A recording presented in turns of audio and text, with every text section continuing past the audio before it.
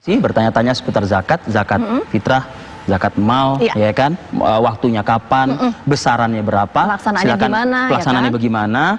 Ada nomor telepon yang bisa Anda hubungi di telepon interaktif kami di 0214610322. Dan untuk membantu kita mencari tahu, mencari jalan keluarnya, kita sudah bergabung langsung dari Bogor, Jawa Barat. Ada Kiai Haji Didin Hafidin. Selamat pagi, Pak Kiai. Assalamualaikum. Waalaikumsalam warahmatullahi wabarakatuh. Pak Kiai sehat ya Pak Kiai? Sehat ya Pak Kiai? Alhamdulillah. Alhamdulillah. Insya Allah semoga sehat selalu. Pak Kiai, ini kan sebentar lagi udah mau Idul Fitri ya. Ini artinya kan zakat sudah harus segera dilaksanakan begitu. Nah di tengah pandemi COVID saat ini seperti apa pelaksanaan zakat fitrah ini Pak nantinya? Karena kalau biasanya itu kan tatap muka ya kan antara ada salamannya. Betul gitu lah. Kalau sekarang ini seperti apa nanti pelaksanaannya?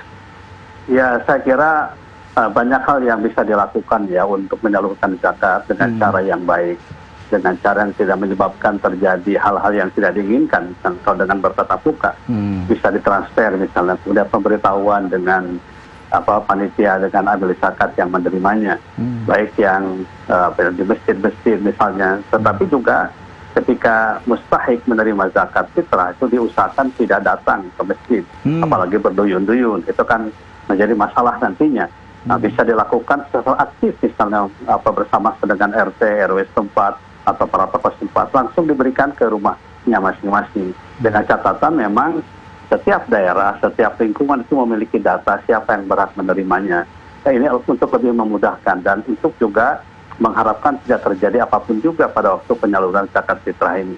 Dan zakat fitrah itu maksimal dikeluarkan pada saat kita mau sholat Idul Fitri. Jadi pagi subuh ya, ketika kita akan melaksanakan sholat Idul Fitri itu maksimal harus sudah dikeluarkan.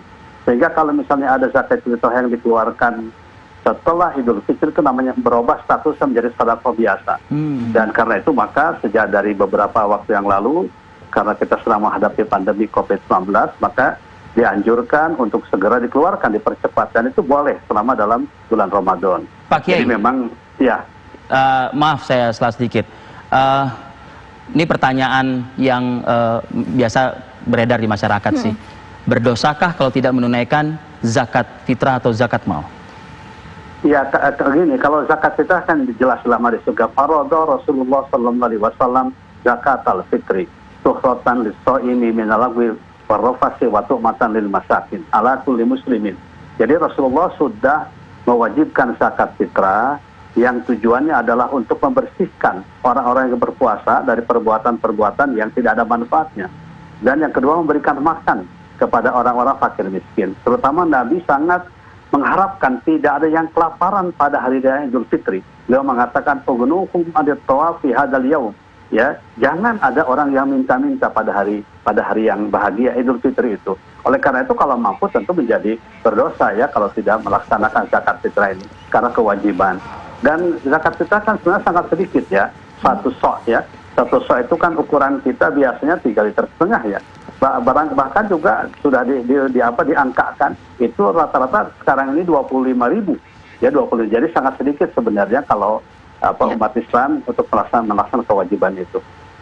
Iya, Pak Kiai, kita ingin tahu tadi kan Pak Kiai sempat mengatakan kalau misalnya ini kan bisa dilakukan secara online, tapi menjadi pertanyaan publik tentu seperti ini Pak. Apakah kemudian ketika penunaian zakat ini dilakukan secara online kemudian mengurangi syarat sahnya dalam berzakat?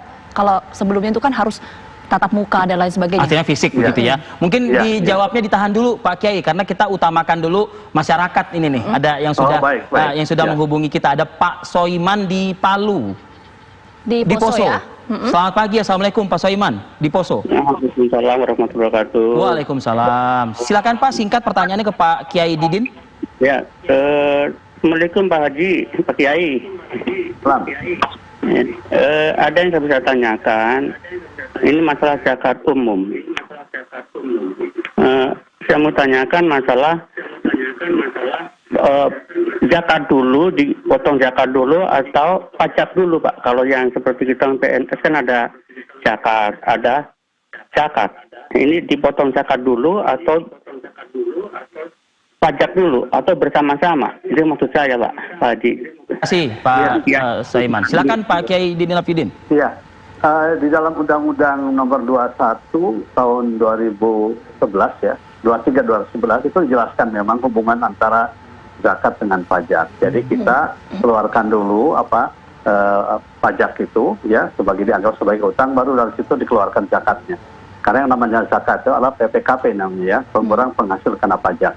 Jadi zakat dulu. Kemudian pertanyaan tadi, apakah ijab kabul itu harus bersentuhan? Begini, ijab kabul itu tanda antarodin, saling meridhoi. Ya, meskipun tidak ada salaman bertatap muka. Karena yang paling penting adalah antarodin, saling meridhoi. Orang yang berzakat ridho, dia mengeluarkan zakatnya, kemudian juga amil zakatnya siap menerimanya. Meskipun tidak salaman. Kita analoginya kalau kita belanja ya, kita belanja di toko-toko misalnya kan kita tidak salaman tuh. Saya membeli ini, kemudian itu kata si kasir saya menerimanya kan tidak. Karena ijab kabul itu intinya adalah saling meridhoi, saling mengikhlaskan, begitu. Bukan salamannya sebenarnya, salamannya tidak menjadi syarat kecuali dalam pernikahan ya.